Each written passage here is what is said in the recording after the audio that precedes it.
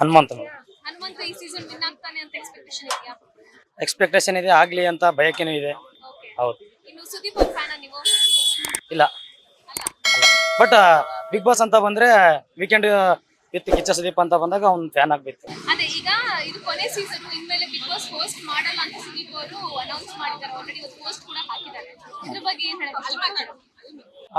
I think ವಾರ ಪೂರ್ತಿ big boss contestant ಆಟ ಆಗಿರ್ಬೋದು, ಅದೆಲ್ಲ ಟಾಸ್ಕ್ ನೋಡೋದು ಒಂದ್ ಕಡೆ ಆದ್ರೆ, ವಾರ ಎಲಿಮಿನೇಷನ್ ಮತ್ತೆ ಸುದೀಪ್ ಒಂದು ಸ್ಪೀಚು ಪಂಚಾಯತ್ ಸೂಪರ್ ಆಗಿರುತ್ತೆ.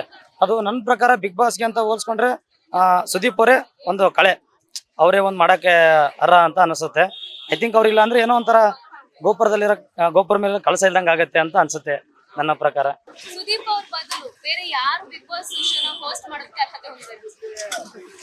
ಸುದೀಪ್ ಅವ್ರ ಬದಲು ಐ ಥಿಂಕ್ ಅವ್ರ ತರ ಕ್ಲೇವರ್ ಆಗಿ ಯಾರು ಇಲ್ಲ ಮೇಡಮ್. ಈಗ ಅವ್ರು ಇಲ್ಲ ಅಂದ್ರೆ ಅವ್ರ ಬದಲು ಇನ್ಯಾರನ್ನು ಮಾಡ್ಲೇಬೇಕಲ್ವಾ? ಸೊ ಯಾರು ಬರ್ಬೋದು ಕನ್ನಡ ಫಿಲ್ಮ್ ಇಂಡಸ್ಟ್ರಿ ಅಂತ? Srujan Lokesh. Yes, I think ನನ್ನ ಪ್ರಕಾರ ಸೃಜನ್ ಲೋಕೇಶ್ ಅವ್ರು ಕೇಪಬಲ್ ಕೇಪಬಲ್ ಇದೆ.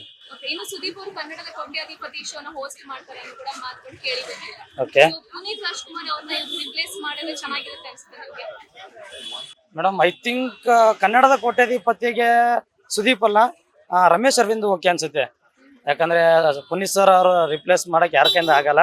ಬಟ್ ಐ ಥಿಂಕ್ ನನ್ನ ಪ್ರಕಾರ ಸುಟೇಬಲ್ ಅಂತ ಬಂದ್ರೆ ರಮೇಶ್ ಅರವಿಂದ್ ಅನ್ಸುತ್ತೆ. ಈ ಸಲ ಬಿಗ್ ಬಾಸ್ ಹನುಮಂತ ವಿನ್ ಆಗಲಿ, ನಮ್ಮ ಎಲ್ಲ ಸ್ಫೂರ್ತಿ ಅವನಿಗೆ ಇದೆ, ನಮ್ಮ ಸಪೋರ್ಟ್ ಇದೆ, ಎಲ್ಲ ಆಗಲಿ, ಅವನು ಹನುಮಂತ ವಿನ್ ಆಗಲಿ ಈ ಸಲ. ಅವಾಗ ಅವ್ರಿಗೆ ಜೈ ಅಂತ ಹೇಳ್ಬಿಟ್ಟು ನೀವು ಹೇಳಿಲ್ಲ? ಜೈ ಹನುಮಂತ್. ಲೇಟೆಸ್ಟ್ ಹಾಗೂ ಇಂಟ್ರೆಸ್ಟಿಂಗ್ ಸುದ್ದಿಗಳಿಗಾಗಿ ಬಾಸ್ ಟಿವಿ ಕನ್ನಡ ಚಾನೆಲ್ನ ಸಬ್ಸ್ಕ್ರೈಬ್ ಮಾಡಿ. ಹಾಗೆಯೇ ಬೆಲ್ ಐಕಾನ್ ಪ್ರೆಸ್ ಮಾಡಿ.